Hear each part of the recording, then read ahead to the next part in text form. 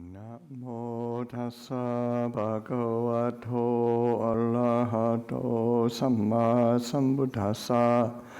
Namo tassa bhagavato arahato samma sambuddhassa.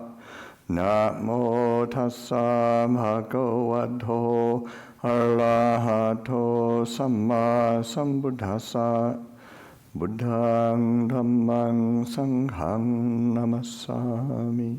So this evening, I'll read from Ajahn Chah, and it's from the collected teachings of Ajahn Chah, and it's the volume 2 of that collection from Talks on Formal Practice. And the first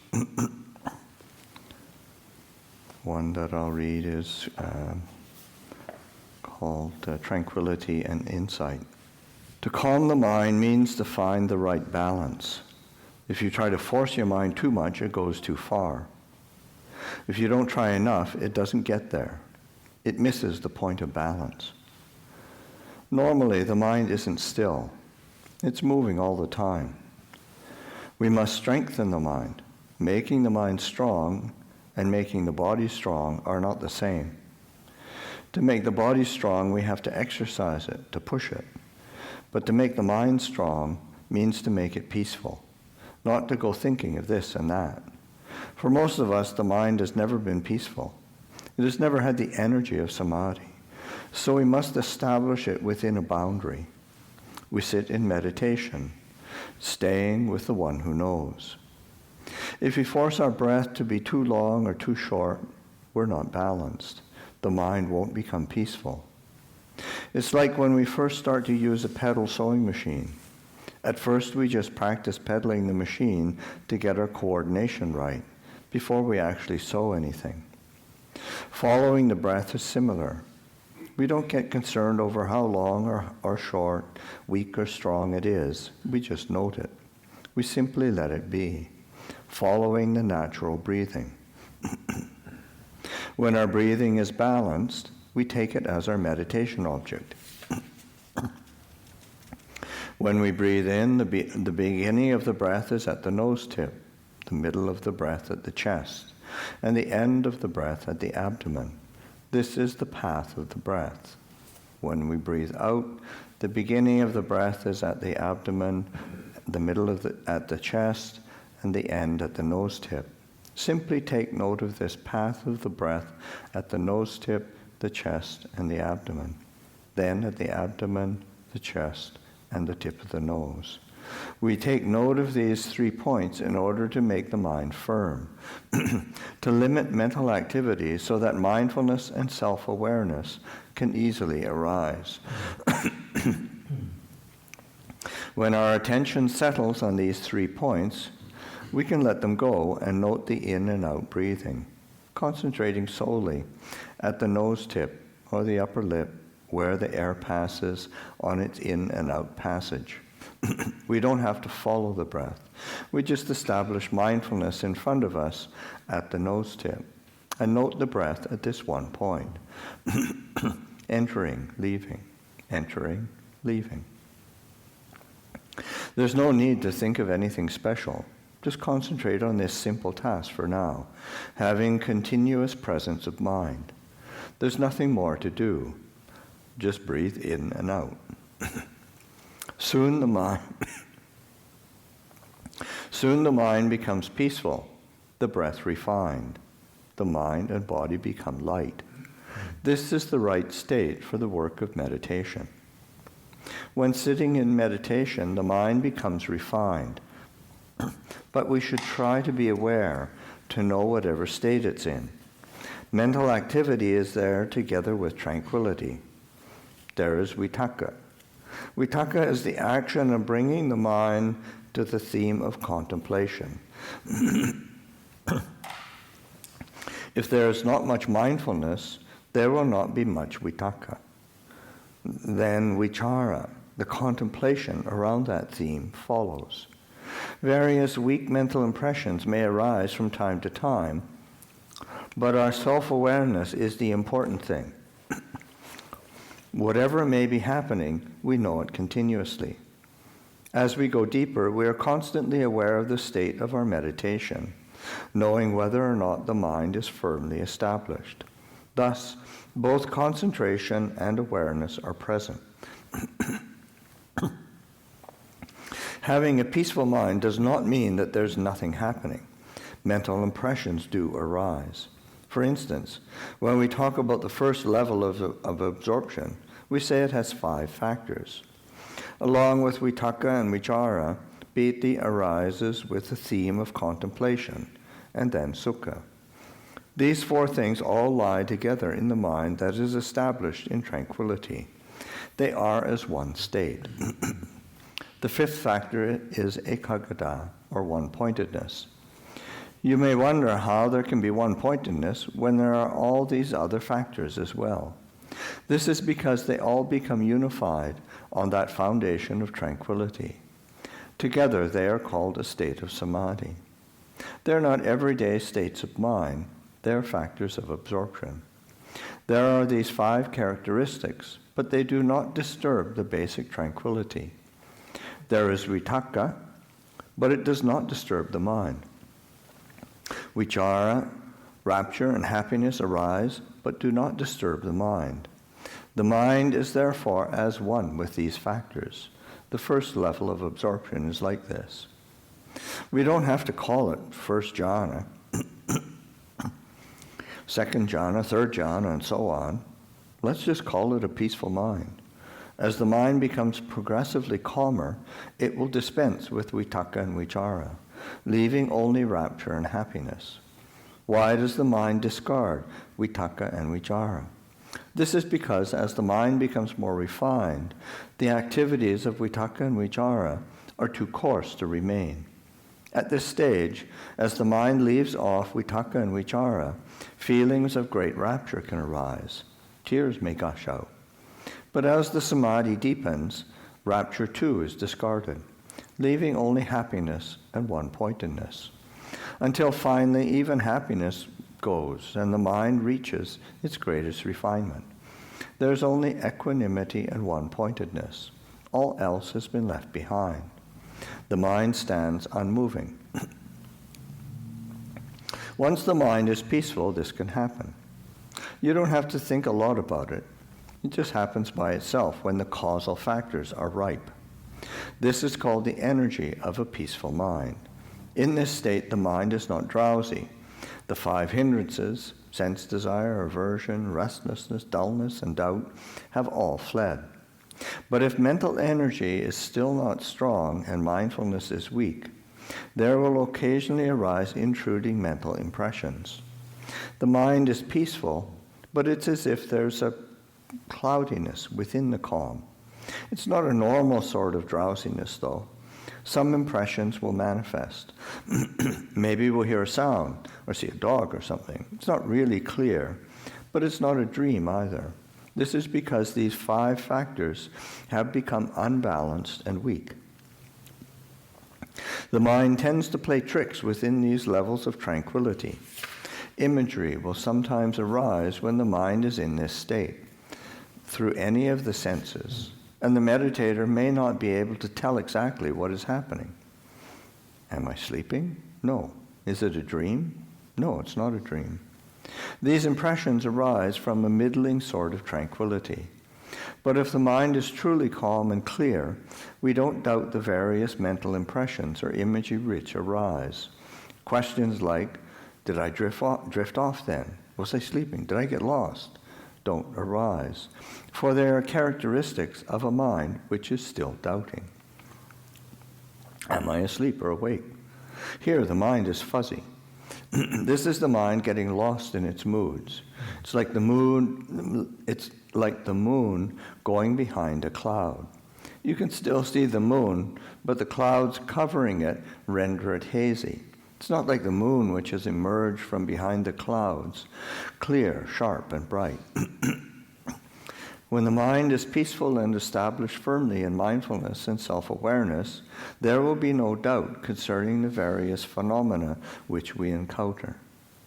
The mind will truly be beyond the hindrances. We will clearly know everything which arises in the mind as it is. We do not doubt because the mind is clear and bright. The mind which reaches samadhi is like this. Some people find it hard to enter samadhi because they don't have the right tendencies. There is samadhi, but it's not strong or firm. However, one can attain peace through the use of wisdom, through contemplating and seeing the truth of things, solving problems that way. This is using wisdom rather than the power of samadhi. To attain calm in practice, it's not necessary to be sitting in meditation. For instance, just ask yourself, hey, what is that? And solve your problem right there. A person with wisdom is like this. Perhaps they can't really attain high levels of samadhi, although there must be some concentration, just enough to cultivate wisdom. It's like the difference between farming rice and farming corn. One can depend on rice more than corn for one's livelihood. Our practice can be like this. We depend more on wisdom to solve problems. When we see the truth, peace arises. The two ways are not the same. Some people have insight and are strong in wisdom, but do not have much samadhi. When they sit in meditation, they aren't very peaceful. They tend to think a lot, contemplating this and that, until eventually they contemplate happiness and suffering and see the truth of them. Some incline more towards this than samadhi. Whether standing, walking, sitting, or lying down, enlightenment of the Dhamma can take place. Through seeing, through relinquishing, they attain peace. They attain peace through knowing the truth, through going beyond doubt, because they have seen it for themselves. Other people have only little wisdom, but their samadhi is very strong. They can enter very deep samadhi quickly, but not having much wisdom. They cannot catch their defilements. They don't know them. They can't solve their problems. But regardless of whichever approach we use, we must do away with wrong thinking, leaving only right view. We must get rid of confusion, leaving only peace. Either way, we end up at the same place. There are these two sides to practice, but these two things, calm and insight, go together. We can't do away with either of them. They must go together.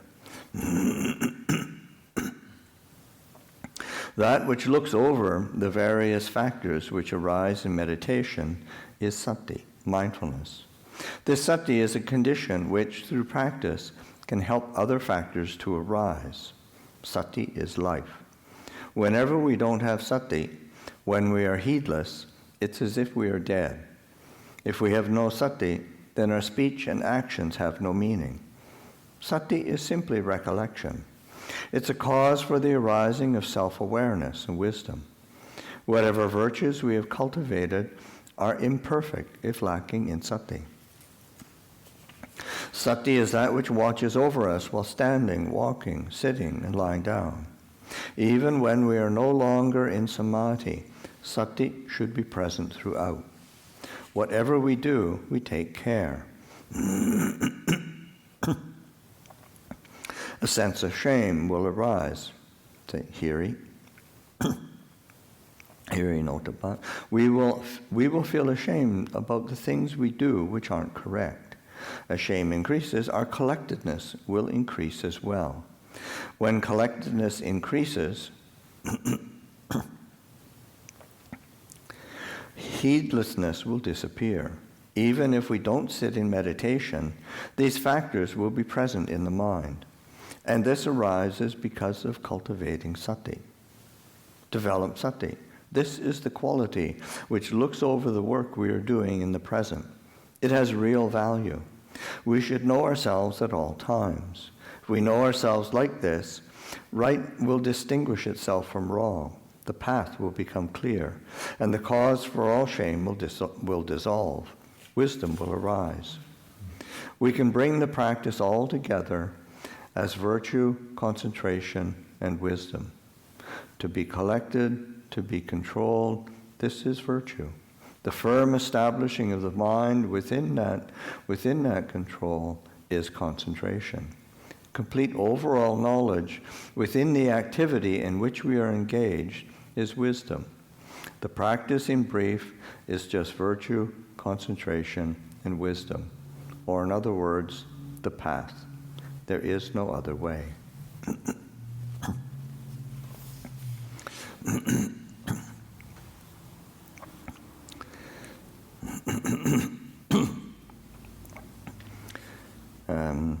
The other talk I'll read is called Detachment within Activity.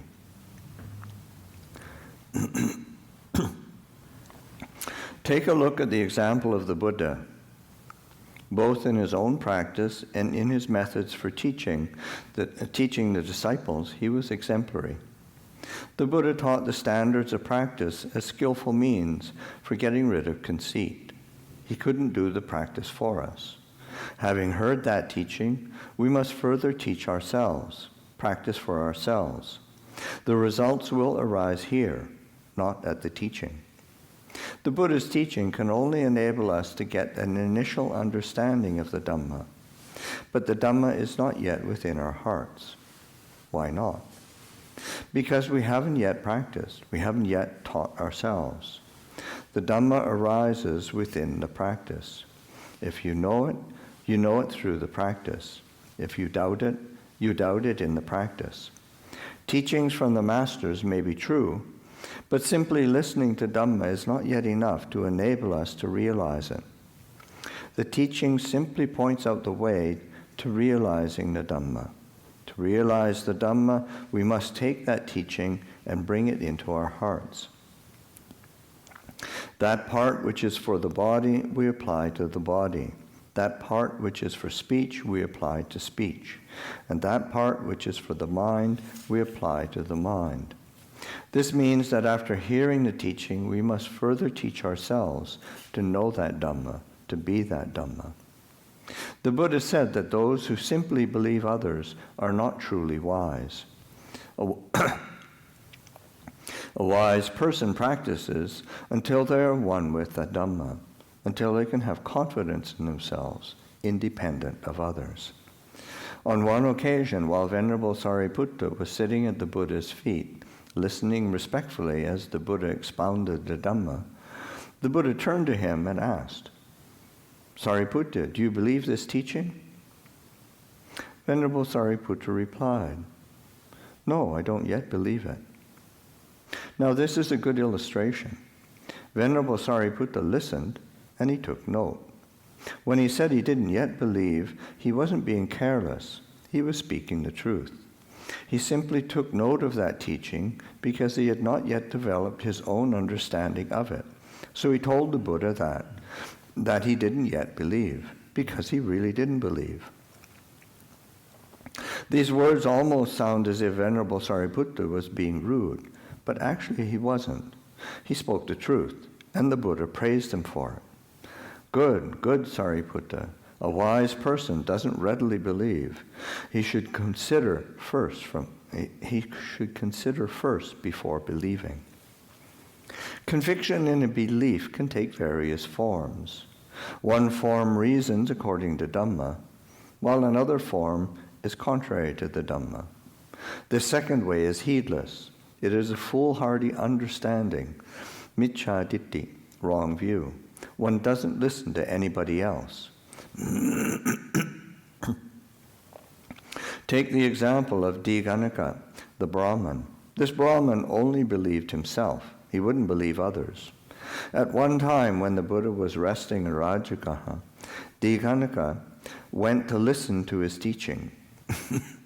Or you might say that Diganaka went to teach the Buddha because he was intent on expounding his own views.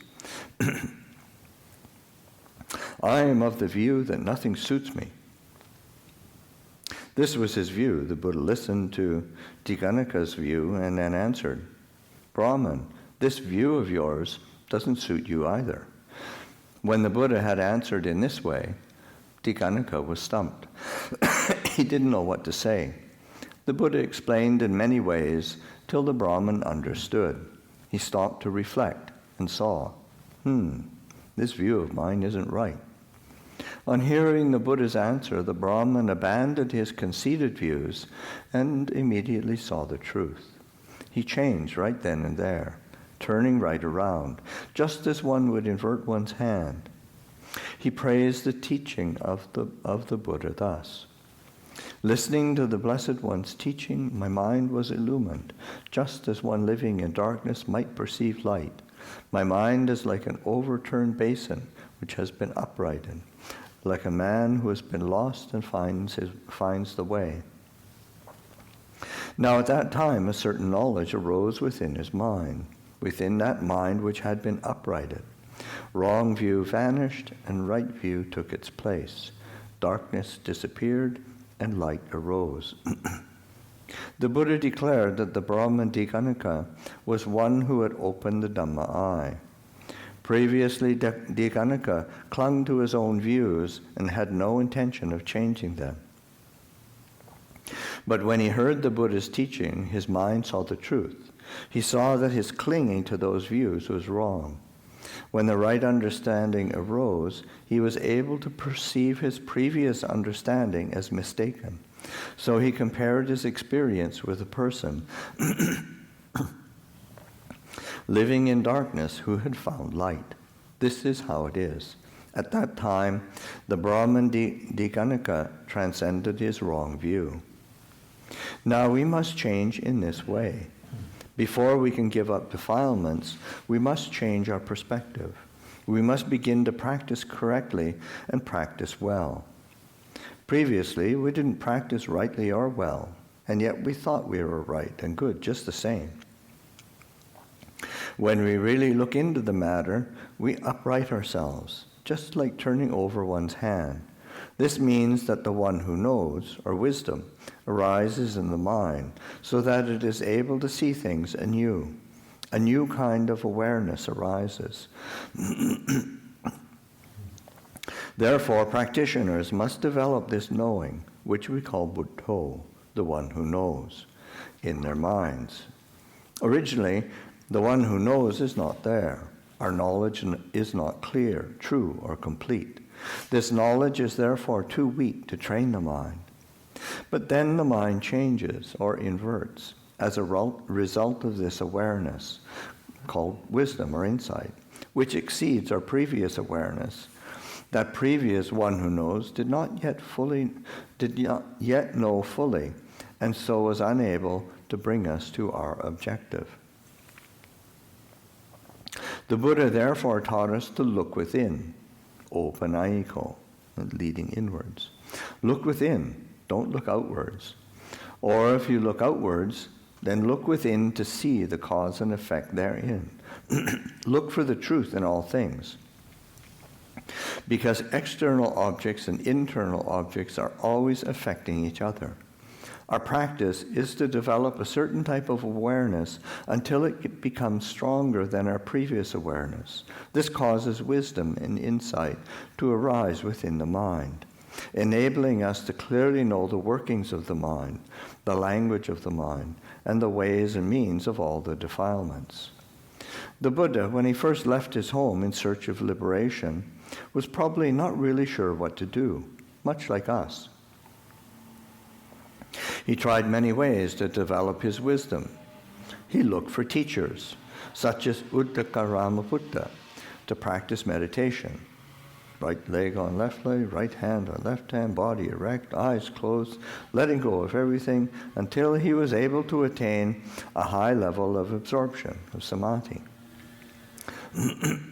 But when he came out of that samadhi, his old thinking came up and he would attach to it just as before. Seeing this, he knew that wisdom had not yet arisen. His understanding had not yet penetrated to the truth. It was still incomplete, still lacking. Seeing this, he nonetheless gained some understanding that this was not yet the summation of practice, but he left that place to look for a new teacher. When the Buddha left his old teacher, he didn't condemn him. He did as the bee does. It takes nectar from the flower without damaging the petals. The Buddha then proceeded to study with Alara Kalama, and attained an even higher state of Samadhi. But when he came out of that state, Bimha and Rahula, Bimha is another word for Princess Yasodhara, the Buddha's former wife, and of course Rahula is his son, came into his thoughts again. The old memories and feelings came up again. He still had lust and desire.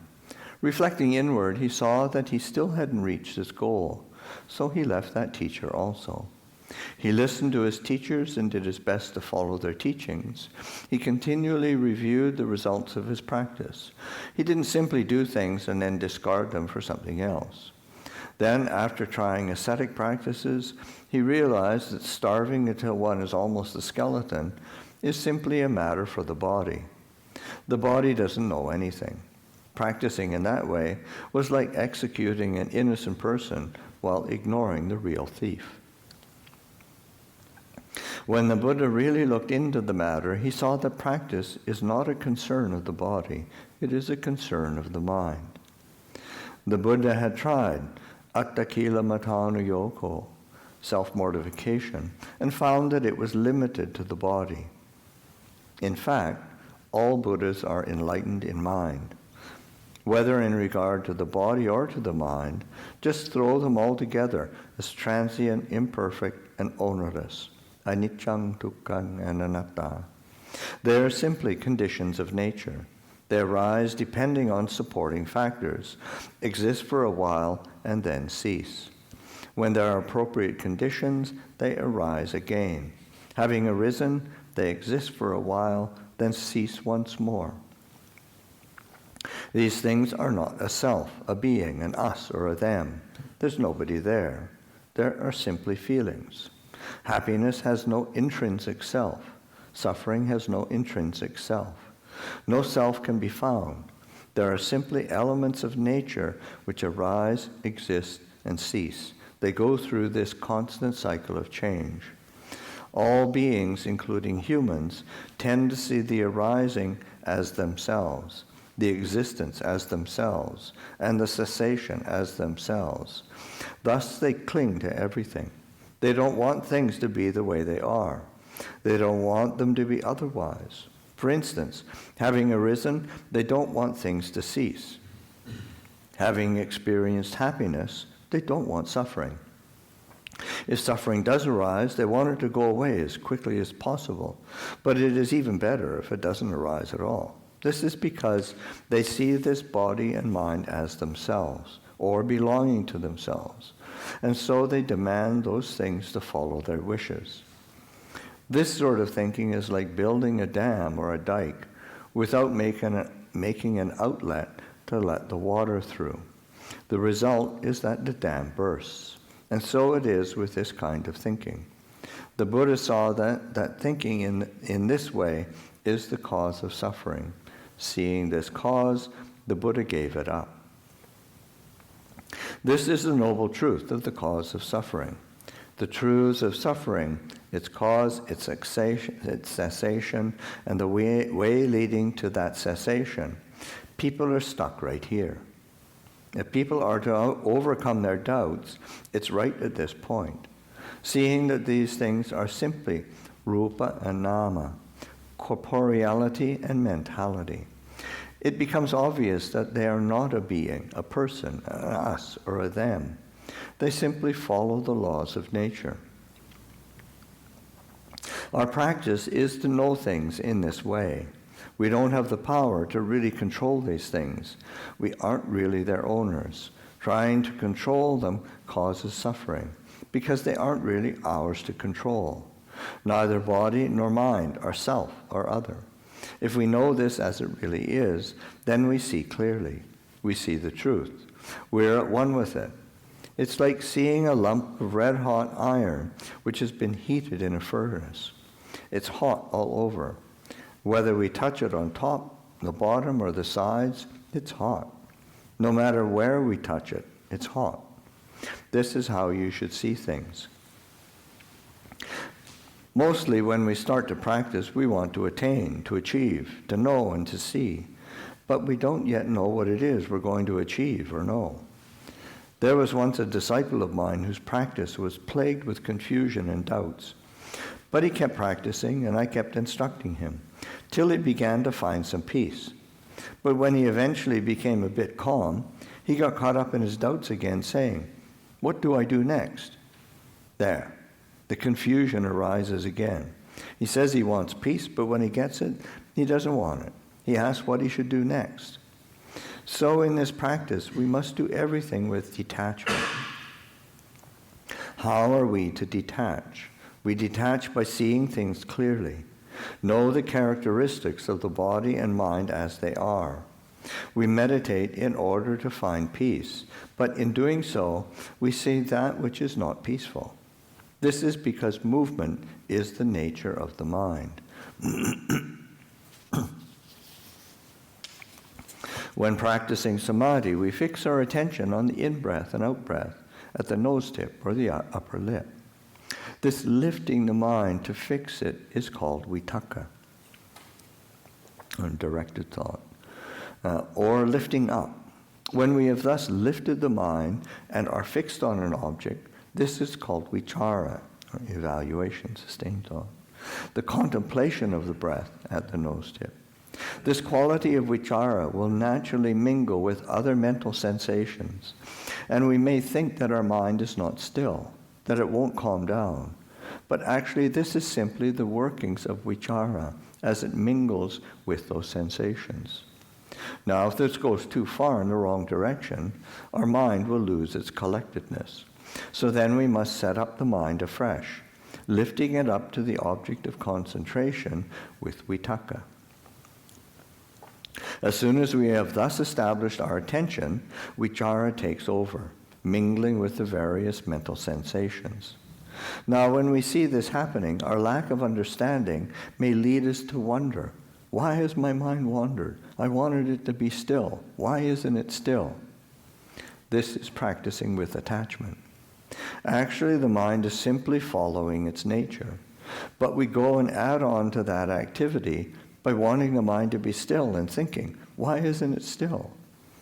Aversion arises, and so we add that on to everything else, increasing our doubts, increasing our suffering, and increasing our confusion.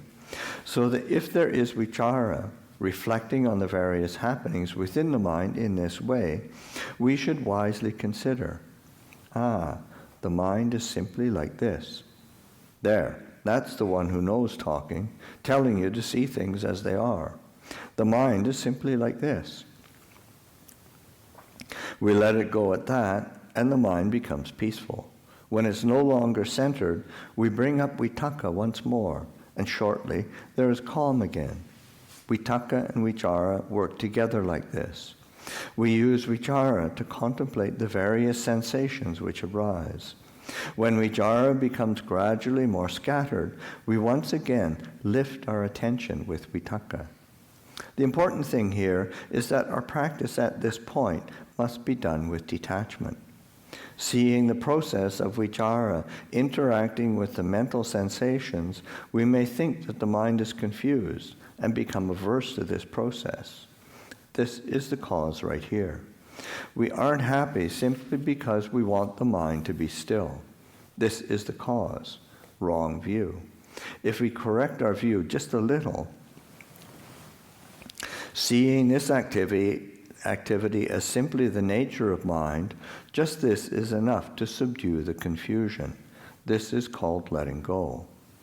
Now, if we don't attach, if we practice with letting go, detachment within activity, and activity within detachment, if we learn to practice like this, then vichara will naturally tend to have less to work with.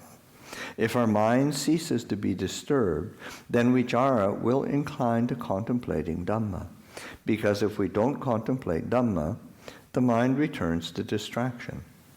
So there is Wetaka, then vichara, Wetaka, then vichara, Wetaka, then vichara, and so on, until vichara becomes gradually more subtle.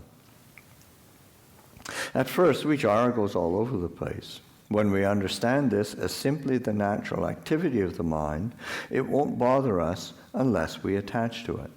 It's like flowing water. If we get obsessed with it, asking, why does it flow? Then naturally we suffer. If we understand that the water simply flows because that's its nature, then there's no suffering. Vichara is like this. There is Wetaka, then Vichara, interacting with mental sensations. We can take these sensations as our object of meditation, calming the mind by noting those sensations. If we know the nature of the mind like this, then we let go, just like letting the water flow by. Vichara becomes more and more subtle. Perhaps the mind inclines to contemplating the body, or death, for instance, or some other theme of Dhamma.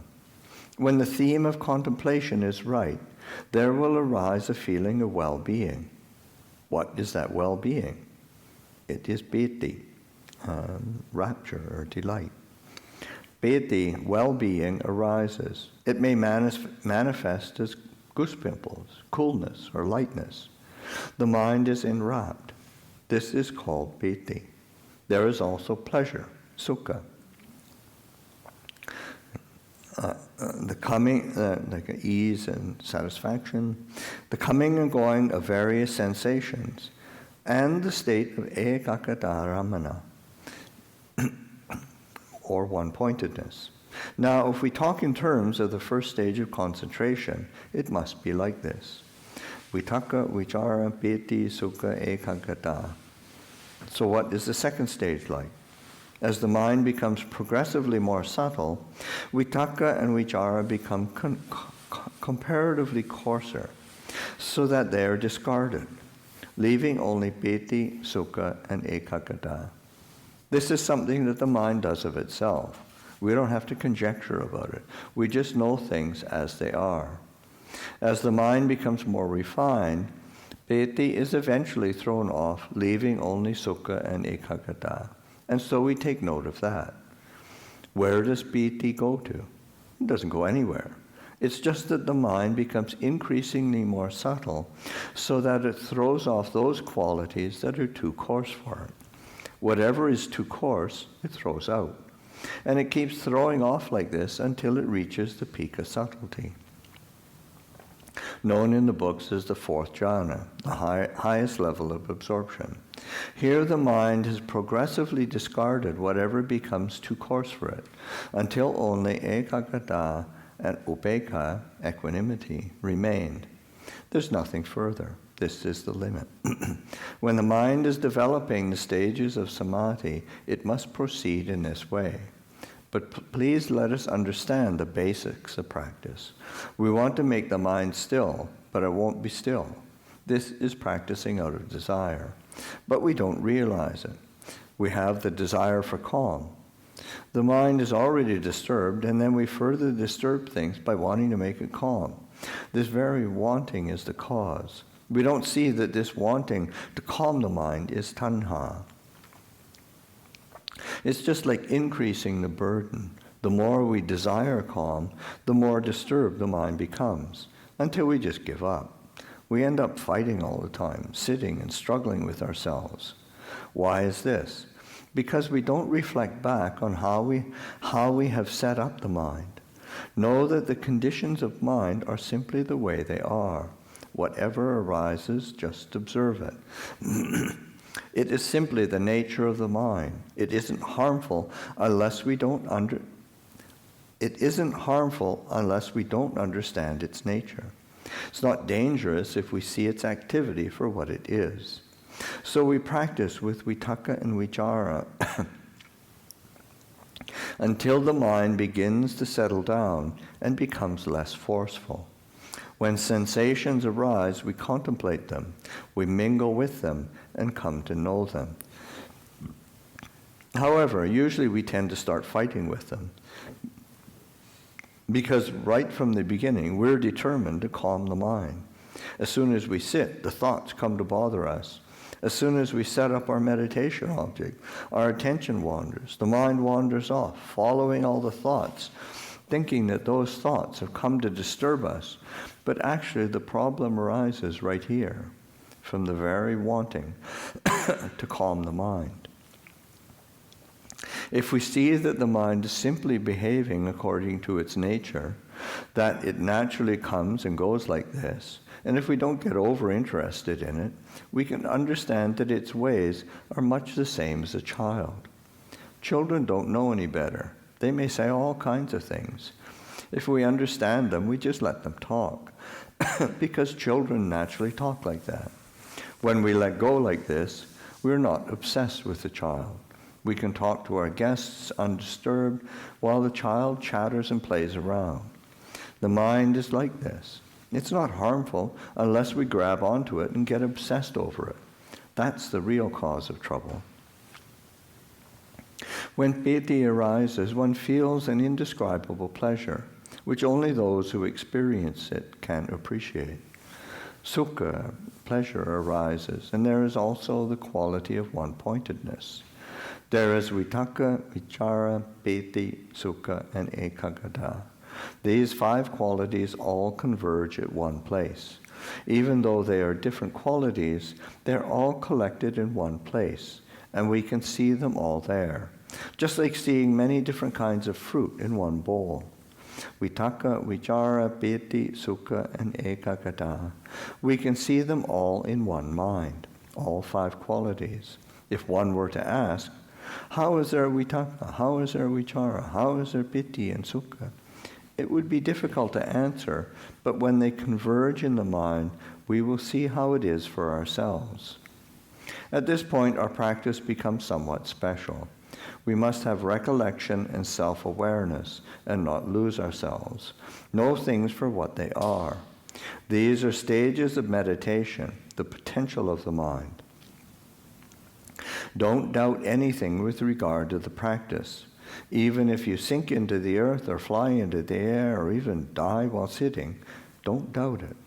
Whatever the qualities of the mind are, just stay with the knowing. This is our foundation. To have sati, recollection, and sampajanya, self-awareness, whether standing, walking, sitting, or reclining. Whatever arises, just leave it be. Don't cling to it. Whether it's like or dislike, happiness or suffering, doubt or certainty, contemplate with vichara and gauge the results of those qualities. Don't try to label everything. Just know it. See that all the things that arise in the mind are simply sensations. They are transient. They arise, exist, and cease. That's all there is to them. They have no self or being. They are neither us nor them. None of them are worthy of clinging to. When we see all rupa and nama in this way with wisdom, then we will see the old tracks. We will see the transience of the mind, the transience of the body, the transience of happiness, suffering, love, and hate. They are all impermanent. Seeing this, the mind becomes weary of the body and mind, weary of the things that arise and cease and their transience. When the mind becomes disenchanted, it will look for a way out of all those things. It no longer wants to be stuck in things. It sees the inadequacy of this world and the inadequacy of birth. When the mind sees like this, wherever we go, we see anicca, transience, dukkha, imperfection, and anatta, ownerlessness. There's nothing left to hold on to. Whether we sit at the foot of a tree, on a mountaintop, or in a valley, we can hear the Buddha's teaching. All trees will seem as one. All beings will be as one. There's nothing special about any of them. They arise, exist for a while, age, and then die. All of them. We thus see the world more clearly. We see this body and mind more clearly. They are clearer in the light of transience, clearer in the light of imperfection, and clearer in the light of ownerlessness. If people hold fast to things, they suffer. This is how suffering arises. If we see that body and mind are simply the way they are, no suffering arises, because we don't hold fast to them. Wherever we go, we will have wisdom. Even when seeing a tree, we can consider it with wisdom. Seeing grass and the various insects will be food for reflection. When it all comes down to it, they all fall into the same boat. They're all Dhamma. They're invariably transient. This is the truth. This is the true Dhamma. This is certain. How is it certain? It is certain in that the world is that way and can never be otherwise. There's nothing more to it than this. If we can see in this way, we have finished our journey. In Buddhism, with regard to view, it is said that to feel that we are more foolish than others is not right. To feel that we are equal to them, to feel that we are equal to others is not right. And to feel that we are better than others is not right, because there isn't any we. This is how it is. We must uproot conceit. This is called lokavidu, or it's the epithet of the Buddha, knower of the worlds. This is called lokavidu, knowing the world clearly as it is. If we thus see the truth, the mind will know itself completely and will sever the cause of suffering. When there is no longer any cause, the results cannot arise. This is the way our practice should proceed. The basics which we need to develop are, firstly, to be upright and honest. Second, to be wary of wrongdoing. Thirdly, to have the attribute of humility within our heart, to be aloof and content with little. If we are content with little in regards to speech and all other things, we will see ourselves. We won't be drawn into distractions. The mind will have a foundation of sila, samadhi, and panya. Therefore, practitioners of the path should not be careless. Even if you are right, don't be careless. And if you are wrong, don't be careless. If things are going well and you're feeling happy, don't be careless. Why do I say don't be careless? Because all of these things are uncertain. Note them as such. If you get peaceful, just leave the peace be. You may really want to indulge in it, but you should simply know the truth of it. The same as for unpleasant qualities. This practice of the mind is up to each individual. The teacher only explains the way to train the mind, because that mind is within each individual. We know what's in there. Nobody else can know our mind as well as we can.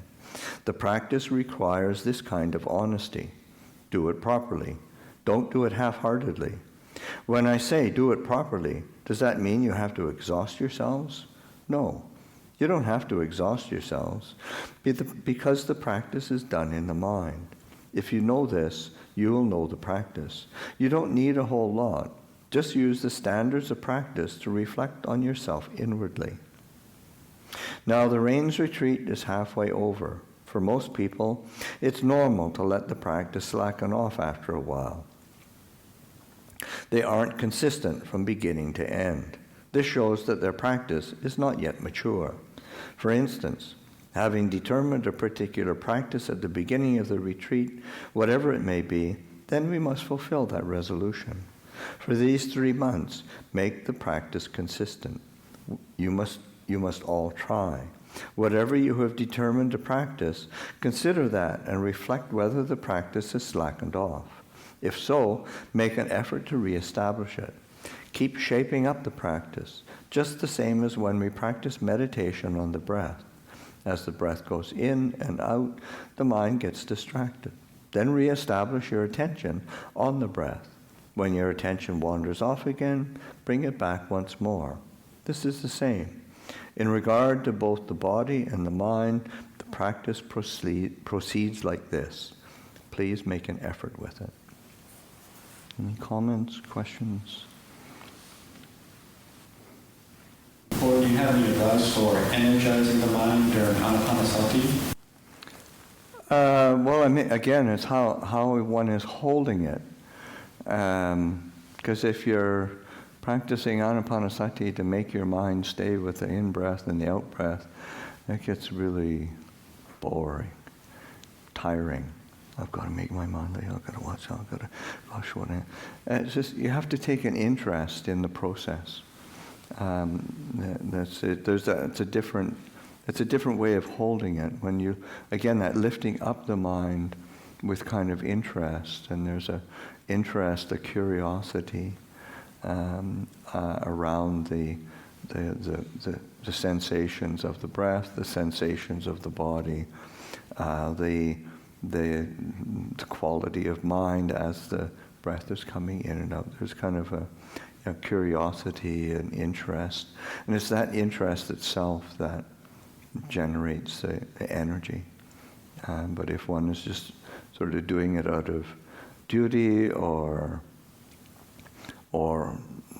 sense of, again, that's like Ajahn Chah, that kind of striving or forcing, I've got to make my mind I got to be mindful all the time, in breath and out breath, then it becomes a strain, and quite naturally one gets kind of tired. So. Yeah. In the something you read yesterday, we were talking about Anapanasati, those four foundations of mindfulness, and then 7 Bojjhangas. Yeah. There's one part in there that kind of struck out to me, which was where it was talking about the Bojjhangas, and it said that Wetaka, it was kind of like it defined what it meant in that context, and it was like one sees or one has Wetaka towards Samadhi. One is equanimous towards the Samadhi that's been something like that. If you could share about that. And I don't think I've ever come across it. Yeah, that was one of the reasons that attracted me to this sutta, because there was several little kind of neat angles that seemed very fresh to me, and I think it's that sense of, because equanimity is, sometimes, equanimity, just how we tend, just in the English language, how we relate to it, tends to be pretty neutral. But equanimity especially in terms of more refined states, then it's much more of a sort of an unshakable quality, or a firm stability that's there. So I think it's like exploring these different expressions of how a word that we have in Pali, that upeka, how it can be expressed and how it can be interpreted, so that it captures a bit more of the emotion or feeling or perspective. And that's where phrases like that in the suttas help to kind of highlight, there's another kind of angle on this, there's another perspective on this. You, in that essay of Ajahn Chah, talked about the Wetaka as sort of lifting up the Yeah. I was wondering if you could maybe compare that with this quality of kind of settling back into coming back to the body,